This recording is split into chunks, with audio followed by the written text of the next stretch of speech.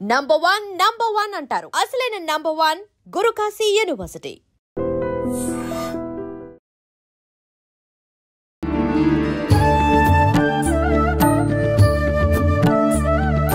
నమస్కారం, welcome to I dream. నేను మీ విజిత. ప్రస్తుతం మనతో పాటు ఉన్నారు విశ్వ నియమాల ప్రచారకురాలు లక్కరాజు నిర్మలమ్మ గారి. ప్రమ్మతో మాట్లాడి మరిన్ని విషయాలు తెలుసుకుందాం. అమ్మ నమస్తే. నమస్తే తల్లి. అమ్మ, ఒకప్పటి కాలంలో అయితే ఆడవారు ఇంట్లో వ్యవహారాలు చూసుకునేవారు, మగవారు బయటి వ్యవహారాలు చూసుకునేవారు. కానీ ఇప్పుడు విషయానికి వస్తే ఖచ్చితంగా ఇద్దరు బయటికెళ్ళి సంపాదించాల్సిన పరిస్థితులు. ఇంట్లో విషయానికి వస్తే ఆడవారు ఒక్కరే కష్టపడాలి. అంటే కొన్ని కుటుంబాల్లో మగవారు కూడా సమానంగా చేసేవారు ఉన్నారు, కానీ ఎక్కువ శాతం మాత్రం బయట నువ్వు పని చేసుకొని వచ్చినా చేయకపోయినా ఖచ్చితంగా ఆడవాళ్ళదే ఇంటి బాధ్యత కూడా బయటి బాధ్యతతో పాటు. మరి అంటే ఇటువంటి పరిస్థితుల్లో ఆ వర్క్ అనేది షేరింగ్ ఉంటే బాగుంటుందనే ఆలోచన ప్రతి ఒక్కరిలో ఉంటుంది. ఎలా ఉండాలంటారు ఈ వర్క్ షేరింగ్ అనేది? ప్రతి స్త్రీ కళ్ళ తడి పెట్టుకొని ఏడుస్తూ చెప్పుకునేది అదొక్కటే నాన్న. ఎందుకంటే ఈ రోజుల్లో ఏమైపోయిందంటే ఒకళ్ళ సంపాదనతో జీవితం గడవడం చాలా కష్టం. కాబట్టి ఇద్దరు సంపాదించాల్సి వస్తుంది. మా అప్పుడు మీకు ఇంకో రహస్యం తెలుసా? ఆడవాళ్లకు రిజర్వేషన్ వచ్చి ఆడవాళ్ళకు ఉద్యోగాలు వచ్చేవి, మగవాళ్ళకు ఉద్యోగాలు వచ్చేవి కావు. అప్పుడు వాళ్ళు అనేవాళ్ళు, నువ్వు ఆడదాని వైపు ఉన్నావు కాబట్టి నీకు ఆయనతో ఉద్యోగం వచ్చిందమ్మా, లేకపోతే మాకు ఒక ఉద్యోగాలు ఎక్కడ వస్తే మాకు రిజర్వేషన్లు లేవు కదా అని అనేవాళ్ళు. ఒకప్పుడు గవర్నమెంట్ ఉద్యోగాలు, టీచర్ ఉద్యోగాల్లో పర్సంటేజ్ ఉమెన్కి ఎక్కువ ఉండేది అనమాట. బీఈడీలో సీట్స్ రావడం కూడా మాకు ఉమెన్కి ఫ్రీ సీట్స్ అట్లా ఉండేది. ఉమెన్ కొన్ని అంటే రాజకీయ నాయకులు వచ్చినప్పుడు కొన్ని జరుగుతాయి కదా, ఆ విధంగా. కానీ ఏంటంటే బూర్జువా భావాలు ఇండియాలో వచ్చిందే బాబు. నేను మగవాడి, నేను ఒక గడ్డి పరకనంటే కూడా అది ఇట్లా నిలబడుతుందంట. స్త్రీ అంటే ఇట్లా అణిగదొక్కబడి ఉండాలంట.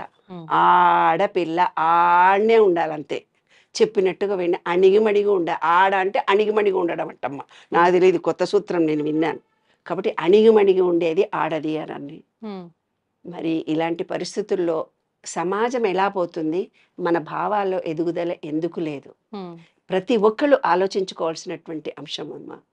ఇప్పుడు ప్రేమించుకునేదాకా ఇంజనీరింగ్ కాలేజ్ దాకా ఈక్వల్గా ఉంటారు. ఉద్యోగాలు వచ్చినప్పుడు కూడా బాగానే ఉంటారు. ఇండియాలో ఉద్యోగం వస్తే మగ ఆయన అలసిపోయి వచ్చింది. మొన్న ఒక కేసు, ఇద్దరు సాఫ్ట్వేర్ ఇంజనీర్లు. కానీ వాళ్ళ అత్త ఏమంటే తెలిసిన, ఇప్పుడు చూడమ్మా మా బిడ్డ, మా పిన్ని కూతురు, మా బిడ్డ సాఫ్ట్వేర్ ఉద్యోగాలే వచ్చి మొగుడు వచ్చేసరికి వంటలన్నీ రెడీ పెడుతుంది అంటే ఆ మొగుడు ఈమె ఇద్దరు కరెక్ట్గా వచ్చినా ఆయననట లోపల పడుకొని రెస్ట్ తీసుకుంటాడట. ఈమె మాత్రం అత్తమామకు రాత్రి వంట చేసి పెట్టాలట, మొగుడికి కూడా వంట చేసి ఈమె కూడా తిని పడుకోవాలంట. అది ఆ అత్తగారు డామినేషన్. చెప్తుంటే ఆశ్చర్యపోయింది. ఈ ఈ ఈ మెచ్యూరిటీ లేని మనుషులకు ఎన్ని విశ్వనీయమాలు చెప్పాలి? నా విశ్వనీయమాలు ఒకటనే చెప్తే బుర్రకెక్కుతుందా? ఏమో మరి. ఇక్కడుంది ఇంతెత్తు ఎదగాలి అని అంటే ఒక స్త్రీగా తను ఎలా కష్టపడ్డది, తనకు కలిగిన బాధనే ఎదుటి మనిషికి కలుగుతుంది అని తెలుసుకోవడమే విశ్వనియమము. ఈ విశ్వమంతా ఒక పదార్థంతో తయారైపోయింది. కష్టం నీకైనా ఒకటే, నాకైనా ఒకటే. ఇష్టం నీకైనా ఒకటే, నాకైనా ఒకటే. ఎదుటి మనిషిని నిన్ను బాధ పెట్టగానే కళ్ళనీళ్ళు పెట్టుకొని బాధపడతావు కదా, అదే నిన్నెవరైనా తిడితే నువ్వు కూడా బాధపడతావు కదా. కానీ విశ్వరహస్యం ఏమిటిదంటే, ఏ అత్తగాని కోడల్ని కష్టపెడితే ఆమె జీవిత తదనంతరం లోపల ఈ అమ్మాయి ఎంత బాధపడ్డదో అంత బాధ కొడుకు చేత కానీ, మనమడి చేత కానీ, భర్త చేత కానీ పడితే కానీ ఆమె చచ్చిపోదు. ఒక భార్యాభర్తలు ఇద్దరిలో భర్త ఈమెను హెరాస్ చేస్తే ఆమె కూతురికి, ఆయన భార్యాభర్తలు ఇద్దరికి పుట్టిన కూతురు ఈ భార్యని ఎంత కష్టపెట్టిండో అంత కష్టం బిడ్డ పడుతుంటే వీడు పడాలి, అప్పుడు కానీ చనిపోడు. విశ్వ నియమము, విశ్వ రహస్యము అదే.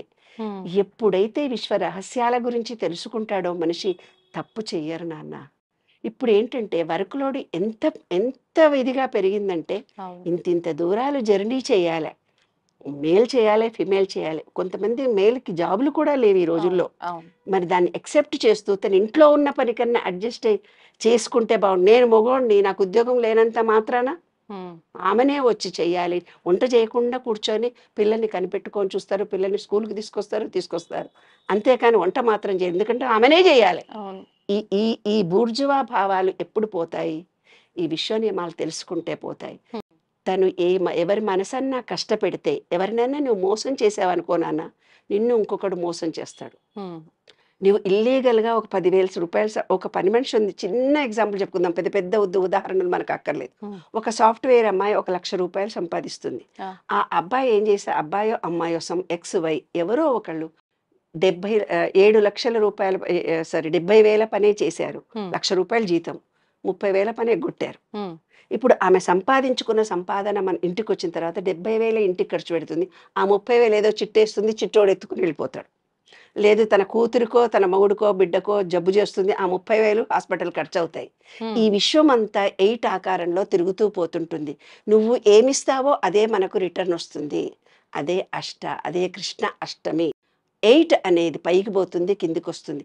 నీవు ఎలా ఆలోచిస్తావో అదే నీ జీవితము. నీవు ఎలా బయటి మనిషికి సెల్ఫిష్గా ప్రవర్తిస్తున్నావా, నీవు ఒకళ్ళని మోసం చేస్తున్నావా, ఆ విశ్వానికి నిన్ను మోసం చేస్తున్నావా, బయటి వాళ్ళకు మోసం చేస్తున్నావో తెలియదు. అదే భగవద్గీతలో ఆయన చెప్పిందనమాట.